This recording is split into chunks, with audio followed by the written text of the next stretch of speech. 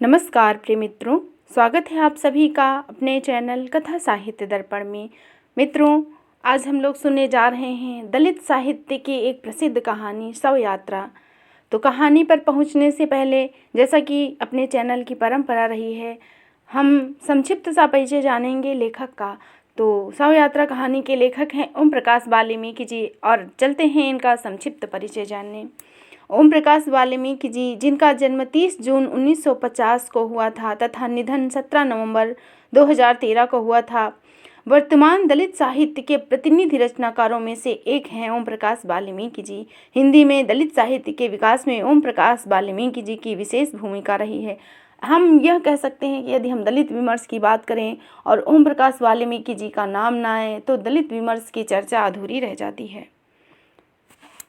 ओम प्रकाश वाल्मीकि जी एक ऐसे समाज से आते हैं जहाँ पर दलितों और पिछड़े हुए वर्गों का जीवन जानवरों से बदतर है, और यह अपने समाज से पढ़ लिख कर आते हैं और अपने समाज का यथार्थ चित्रण करते हैं। आपकी भाषा सहज, तथ्यपूर्ण और आवेगमयी है, जिसमें व्यंग का गहरा पुट दिखाई पड़ता है।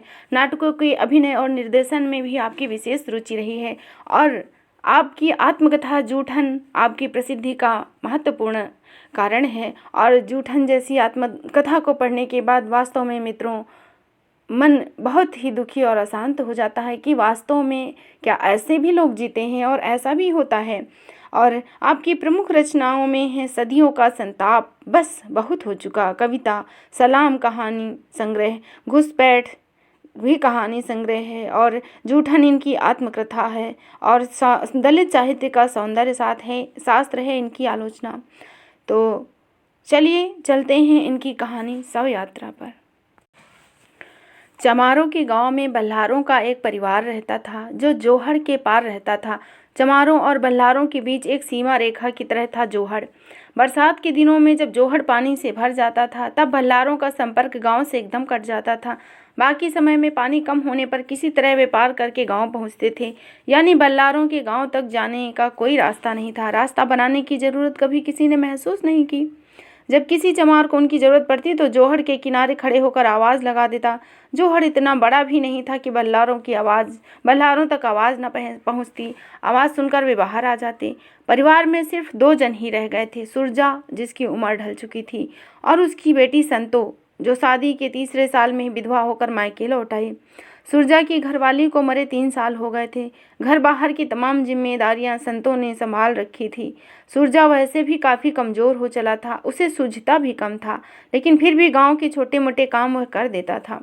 सुरजा का 1 साल का बेटा भी था जो 10-12 साल की उम्र में ही घर छोड़कर भाग गया था। कुछ साल इधर उधर भटकने के बाद उसे रेलवे में नौकरी मिल गई। इस नौकरी ने ही उसे पढ़ने लिखने की ओर आकर्षित किया। इसी तरह उसने हाई स्कूल करके तकनीकी प्रशिक्षण लिया और रेलवे में ही फिटर हो गया। नाम था कल्लू, अब वो कल्लन हो गया है। जब संतों की शादी हुई थी सारा खर्च कल्लन ने उठाया था। सुरजा के पास तो फूटी कौड़ी नहीं थी। कल्लन की शादी भी रेलवे कॉलोनी में ही हो गई। उसके ससुर भी रेलवे में ही थे। उसने पढ़ी लिखी पत्नी मिली, जिस कारण उसके रहन सहन में काफ़ी फर्क आ गया। उसका जीवन ढर्रा ही बदल गया।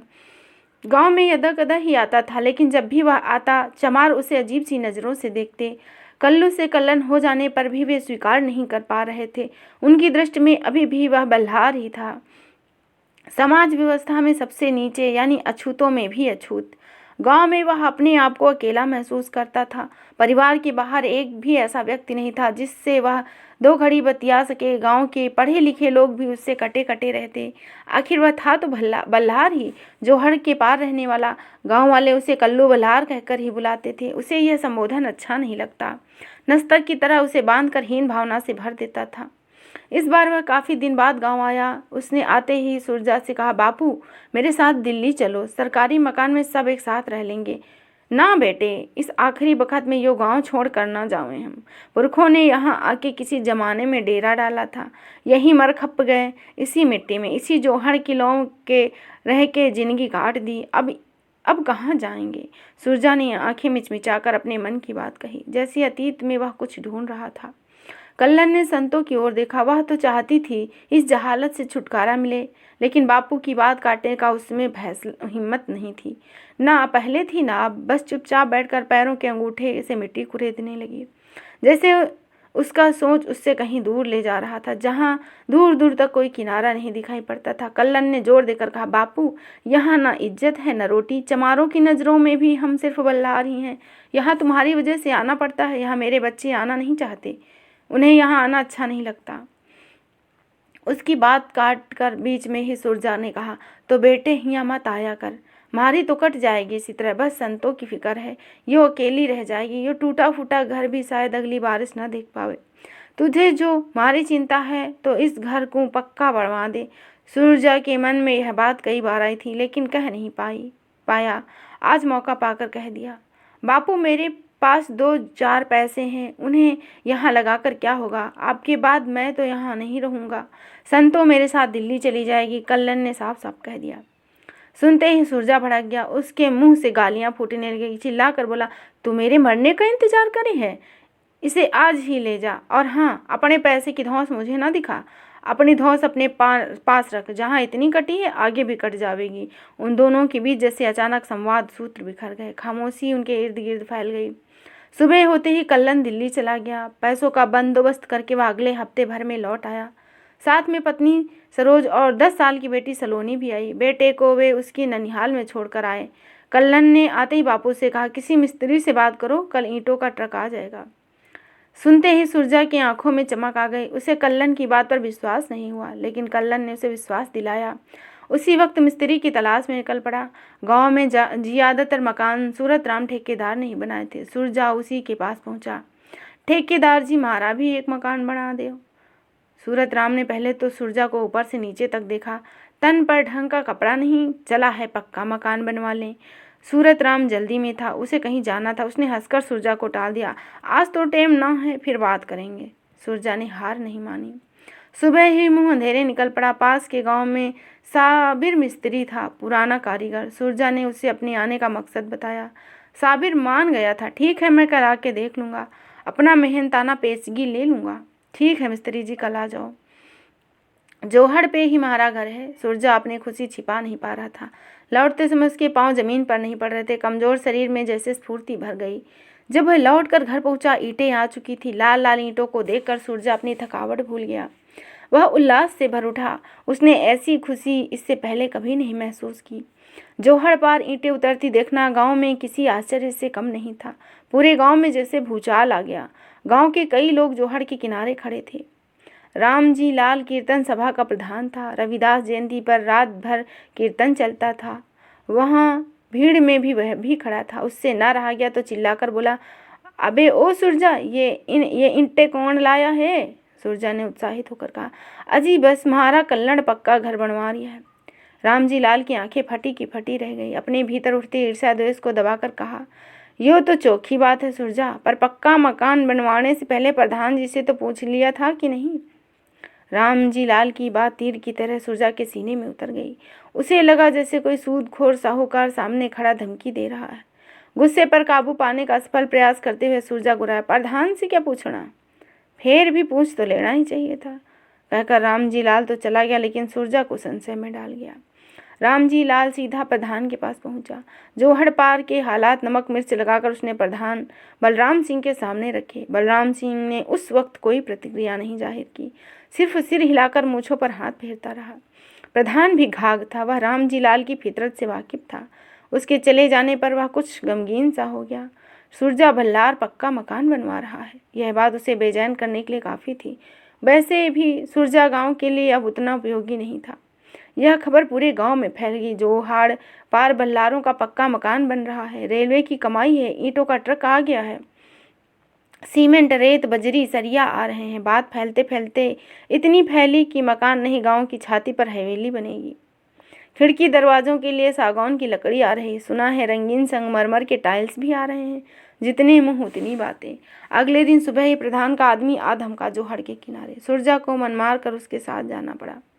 सुरजा को देखते ही बलराम सिंह चीखा, आंटी में 4 पैसे आ गए तो अपनी औकात भूल गया। बल्लारों के यहाँ इसलिए नहीं बसाया था कि हमारी छाती पर हवेली खड़ी करें। वह जमीन जिस पर तुम रहते हो हमारे बाप दादों की है। जिस हाल में हो वैसे ही रहो, किसी को ऐतराज नहीं होगा। सिर उठा के खड़ा होने की कोशिश करो तो गांव से बाहर कर दिए जाओगे। बलराम सिंह का एक एक शब्द बुझे तीर सा सुरजा के जिस्म को उछलने कर गया। सुरजा की आंखों के सामने जिंदगी के खट्टे मीठे दिन नाचने लगे, जैसे कल की ही बात हो। क्या नहीं किया सुरजा ने इस गांव के लिए, और बलराम चुनाव के दिनों में एक एक वोट के लिए कैसे मिन्नतें करता था। तब सुरजा भल्लार नहीं, सुरजा ताऊ हो जाता था। सुरजा ने एक सर्द सांस छोड़ी, बिना कोई जवाब दिए वापस चला गया। बलराम सिंह ने आवाज देकर रोकना चाहा, लेकिन वह रुका नहीं। बलराम सिंह की चीख अब गालियों में बदल गई, जो बाहर तक सुनाई पड़ रही थी। घर पहुंचते ही ने सुरजा ने कहा कल्लन से, तू सच कहवे था लल्ला, यूं गांव रहने लायक ना है। उसने लंबी सांस ली। उसकी लंबी मूछें गुस्से में फड़फड़ा रही थी, आंखों के कोरे भीगे हुए थे। बापू, अभी भी कुछ नहीं बिगड़ा। ये ईंटें तो कोई भी खरीद लेगा, ये मकान नहीं बनने देंगे ये लोग। कल्लन ने सुरजा को समझाने की कोशिश की, लेकिन सुरजा ने भी जीत पकड़ ली थी। वह झुकेगा नहीं, जो होगा देखा जाएगा। उसने मन ही मन दुरा, ना बेटे, मकान तो इब बढ़ के ही रहेगा। जान दे दूंगा पर यो गांव न छोड़ के जाऊंगा, सुरजा ने गहरे आत्मविश्वास से कहा। कल्लन अजीब सी दुविधा में फंस गया। भावावेश में आकर वह ईंटें तो ले आया, पर गांव के हालात देखकर उसे डर लग रहा था, कहीं कोई बवेला न खड़ा हो। पत्नी सरोज और बेटी सलोनी साथ आए थे, लेकिन सलोनी को यहाँ आते ही बुखार हो गया। सरोज के पास जो 2-4 गोलियां थी वो दे दी सलोनी को, लेकिन बुखार कम नहीं हुआ। सरोज का मन घबरा रहा था। वह लगातार कल्लन से जाने की जिद कर रही थी। बेकार यहाँ मकान बनाने पर पैसा लगा रहे हो, संतो हमारे संग रह लेगी, बापू को समझाओ। लेकिन कल्लन सुरजा को समझाने में असमर्थ था। उसने सरोज से कहा, अब आखिरी वक्त में बापू का जी दुखाना क्या ठीक होगा। सरोज चुप हो गई। सुरजा ने रात भर जाकर ईंटों की रखवाली की, एक पल के लिए भी आंखें नहीं झपकी। सुबह होते ही वह साबिर मिस्त्री को बुलाने चल दिया। सुरजा को डर था कहीं कोई उसे उल्टी सीधी पट्टी न पढ़ा दे। उसे अब किसी पर विश्वास नहीं था। सलोनी का बुखार कम नहीं हो रहा था। सरोज ने कल्लन से किसी डॉक्टर को बुलाने के लिए कहा। गांव भर में सिर्फ एक डॉक्टर था। कल्लन उसे बुलाने के लिए चल दिया। कल्लन को देखते ही डॉक्टर ने मना कर दिया। सामान्य पूछताछ करके कुछ गोलियां पुड़िया में बांध कर दे दी। कल्लन ने बहुत मिन्नतें की, डॉक्टर साहब एक बार चलकर देख लो। डॉक्टर टस से मस नहीं हुआ। कल्लन ने कहा, मरीज को यहाँ आपके क्लिनिक पर लेकर आता हूँ। नहीं, यहाँ मत लाना। कल से मेरी दुकान ही बंद हो जाएगी, यह मत भूलो, तुम बल्लार हो। डॉक्टर ने साफ चेतावनी दी। ये दवा उसे खिला दो, ठीक हो जाएगी। कल्लन निराश लौट आया। डॉक्टर ने जो गोलियां दी थी वो भी असहनीय थी, वह असरहीन थी। बुखार से बदन तप रहा था। तेज बुखार के कारण वह लगातार बड़बड़ा रही थी। संतोष की सेवा टहल में लगी हुई थी। उसके मन में तरह तरह की चिंताएं उठ रही थी। सुरजा सुबह का गया, दोपहर तक नहीं लौटा। थका हारा हताशा उसे इस हाल में देख कल्लन ने पूछा, क्या हुआ बापू। सुरजा ने निढाल स्वर में कहा, होना क्या था, मिस्त्री कहीं दूर रिश्तेदारी में गया है, 10-15 दिन बाद आवेगा। बेटे, मुझे ना लगे इब वो आवेगा। सुरजा ने अपने मन की बात और हताशा जाहिर की। क्यों बापू, हम तो उसको उसकी मेहनत का पैसा उसे पेशगी दे रहे थे, फिर भी वह मुकर गया। कल्लन ने ताज्जुब जाहिर किया। गांव के ही किसी ने उसे रोक दिया होगा। साबिर ऐसा आदमी ना है, वह भी इनसे डर गया दिखे। सुरजा ने गहरे और साध में डूबकर कहा। दोनों गहरी चिंता में डूब गए। सलोनी का जी कैसा है, सुरजा ने पूछा। उसकी तबीयत ज़्यादा ही बिगड़ गई, अस्पताल ले जाना पड़ेगा। कल्लन ने चिंता व्यक्त की। किसी झाड़ फूक वाले को बुलाऊं, कुछ ओपरा ना हो। सुरजा ने मन की शंका जताई। नहीं बापू, मैं कल सुबह ही उसे लेकर शहर जाऊंगा, बस आज की रात ठीक ठाक कट जाए। कल्लन के स्वर में गहरी पीड़ा भरी हुई थी। सुरजा ने उसे ढांढस बंधाया। पूरी रात जागते हुए कटी। सलोनी की तबीयत बहुत ज़्यादा बिगड़ गई। सुबह होते ही कल्लन ने सलोनी को पीठ पर लादा, उसके इर्द गिर्द ठीक से कपड़ा लपेटा। सरोज साथ थी। वे धूप चढ़ने से पहले शहर पहुंच जाना चाहते थे। शहर गांव से लगभग 8-10 किलोमीटर दूर था। आने जाने का कोई साधन नहीं था। कल्लन ने गांव के संपन्न चमारों से बैलगाड़ी मांगी, लेकिन बल्लारों को वे गाड़ी देने क्यों लगे। पीठ पर लादकर सलोनी को ले चलना कठिन हो रहा था। वह बार बार पीठ से नीचे की ओर लुढ़क रही थी। कल्लन की पत्नी सहारा देते हुए पीछे चल रही थी। वे जल्दी से जल्दी शहर पहुंचना चाहते थे, लेकिन रास्ता काटे नहीं कट रहा था। जैसे जैसे धूप चढ़ रही थी, सलोनी का जिस्म निढाल हो रहा था। उसकी सांसें धीमी पड़ गई। शहर लगभग आधा किलोमीटर रह गया था। अचानक कल्लन को लगा जैसे सलोनी का भार कुछ बढ़ गया। बुखार से तपता जिस्म ठंडा पड़ गया है। उसने सरोज से कहा, देखो तो सलोनी ठीक है। सलोनी के शरीर में कोई स्पंदन नहीं था।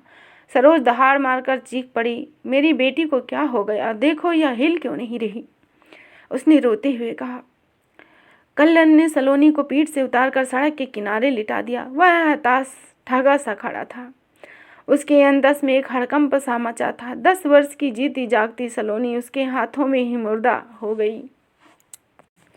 सब कुछ उनकी आंखों के सामने घटा। वे जोर जोर से चीख रहे थे, रो रहे थे। रास्ता सुनसान था, उनकी चीखें सुनने वाला कोई भी नहीं था। वे काफ़ी देर इसी तरह बैठे रोते रहे। उन्हें सूझ नहीं रहा था कि क्या करें। सड़क किनारे कच्चे रास्ते पर सलोनी के शव के लिए वे तड़प रहे थे। काफ़ी देर बाद एक व्यक्ति शहर की ओर से आता हुआ दिखाई पड़ा। उन्हें उम्मीद की एक झलक दिखाई दी, शायद आने वाला उनकी कोई मदद करे। राहगीर क्षण भर के लिए उनके पास रुका, लेकिन बिना कुछ कहे आगे बढ़ गया। शायद उसने उन्हें पहचान लिया था। उसी गांव का था। कल्लन को लगा इंसान की जात ही सब कुछ है। आखिर वे उठे और बेटी का शव कंधे पर लाद कर गांव की ओर चले। कंधे पर जितना बोझ था उससे अधिक बोझ उनके मन में समाया हुआ था। सलोनी के बचपन की किलकारियां रह रहकर उनकी स्मृतियों में कुलाचे भर रही थी। मन से वे सलोनी का शव उठाए थे, गांव की ओर बढ़े जा रहे थे। रास्ता जैसे जैसे खत्म ही नहीं हो रहा था। जितना समय शहर पहुंचने में लगा उससे ज़्यादा गांव पहुंचने में लग गया। सरोज का हाल बहुत ही चिंताजनक था। वह सिर्फ घिसट रही थी। टूट तो कल्लन भी गया था, लेकिन वह किसी तरह अपने आप को संभाले हुए था। सरोज अधमरी सी हो गई थी। उससे चला नहीं जा रहा था। सुरजा ने उन्हें दूर से ही देख लिया। पहचाना तो उन्हें पास आने पर ही, लेकिन दूर से आती आकृतियों को देख उसने अंदाजा लगा लिया था कि वे जिस तरह सलोनी को ला रहे थे। उसका माथा ठनका। वह घर से निकलकर सड़क पर आ गया। सलोनी का शव देख वह स्वयं को संभाल नहीं पा रहा था। वह तड़प उठा। जमीन पर दोहत्थड़ मार मार कर वह रोने लगा। कल्लन की आंखों से भी बेतहासा आंसू बह रहे थे। उनका रोना धोना सुन संतो भी आ गई। उन्हें ढांढस बंधाने वाला कोई नहीं था। शहर से लौटने में उन्हें वैसे भी समय ज़्यादा हो गया। किसी को बुलाने के लिए भी समय नहीं था। रात भर इंतजार करने की स्थिति में नहीं थे। कल्लन चाहता था कि शाम होने से पहले ही दाह संस्कार हो जाए। सलोनी का शव देख सरोज बार बार बेहोश हो रही थी। समस्या थी लकड़ियों की। दाह संस्कार के लिए लकड़ियां उनके पास नहीं थी। सुरजा और संतो लकड़ियों का इंतजाम करने के लिए चले। उन्होंने चमारों के दरवाजे पर जाकर गुहार लगाई, लेकिन कोई भी मदद को तैयार नहीं था। घंटा भर भटकने के बाद वे इतनी लकड़ी नहीं जुटा पाए कि ठीक से दाह संस्कार हो सके। घर में उपले थे। संतों ने कहा, लकड़ियों की जगह उपले ही ले जाओ। चमारों का शमशान गांव के निकट था, लेकिन उसमें बल्हारों को अपने मुर्दे फूंकने की इजाज़त नहीं थी। कल्लन की माँ के समय भी ऐसी ही समस्या आई थी। चमारों ने साफ मना कर दिया। गांव से बाहर 3-4 किलोमीटर दूर ले जाकर फूंकना पड़ा था। इतनी दूर सलोनी को शव को ले जाना, लकड़ी उपले भी ले जाना, सुरजा और कल्लन के अलावा कोई नहीं था जो इस कार्य में हाथ बटा सकता। बल्लारों के मुर्दे को हाथ लगाने या शव यात्रा में शामिल होने गांव का कोई व्यक्ति नहीं आया। जात उनका रास्ता रोक रही थी। कल्लन ने काफ़ी कोशिश की। वह रविदास मंडल, डॉक्टर अंबेडकर, युवक सभा के लोगों से जाकर मिला, लेकिन कोई भी साथ आने को तैयार नहीं। किसी न किसी बहाने वे सब कन्नी काट गए। रेलवे कॉलोनी में अंबेडकर जयंती के भाषण उसे याद आने लगे। उसने उन तमाम विचारों को झटक दिया। गहरी वितृष्णा उसके भीतर उठ रही थी। उसे लगा वे तमाम भाषण खोखले और बेहद बनावटी थे। कल्लन ने सुरजा से कहा, बापू और देर मत करो। उन दोनों ने कपड़े में लिपटे सलोनी के शव को उठा लिया। स्त्रियों के शमशान जाने का रिवाज बल्लारों में नहीं था, लेकिन संतों और सरोज के लिए इस रिवाज को तोड़ देने के अलावा कोई रास्ता नहीं बचा। संतों ने लकड़ियों का गट्ठर सिर पर रख हाथ में आग और हांडी उठा ली। पीछे पीछे सरोज उपलों से भरा टोकरा लेकर चल पड़ी। इस शव यात्रा को देखने के लिए चमारी ने अपनी छत पर चढ़ गई। उनकी आंखों के कोरे भीगे हुए थे, लेकिन बेबस थी, अपने अपने दायरे में कैद। बल्हार तो आखिर बल्हार ही थे। अपने ही नहीं, उन्हें तो दूसरों के भी मुर्दे ढोने की आदत थी। चमारों का गांव और उसमें एक बल्हार परिवार। तो इस तरह आप लोगों ने सुनी ओम प्रकाश वाल्मीकि जी की लिखी हुई एक बहुत ही मर्मस्पर्शी कहानी, शव यात्रा। इस कहानी को सुनकर वास्तव में एक पीड़ा से उत्पन्न होती है और आंखों से आंसू स्वतः ही निकल आते हैं। ऐसी दलित कहानी के लेखक ओम प्रकाश वाल्मीकि जी स्वयं इन परिस्थितियों के भुक्तभोगी थे। तो फिर मिलेंगे एक नए तथ्य के साथ। मित्रों, यदि आपको यह कहानी पसंद आए तो इसे लाइक अवश्य करिएगा और चैनल को सब्सक्राइब भी। और यदि कोई सुझाव हो तो अवश्य ही बताइए। और नेट तथा असिस्टेंट प्रोफेसर के पाठ्यक्रम में लगी हुई कहानियाँ भी इस चैनल में हैं, तो आप उन्हें भी अवश्य सुनिए और उनसे कुछ लाभ प्राप्त कीजिए। तो फिर मिलेंगे एक नए तथ्य के साथ। तब तक के लिए धन्यवाद। जय हिंद, जय हिंदी।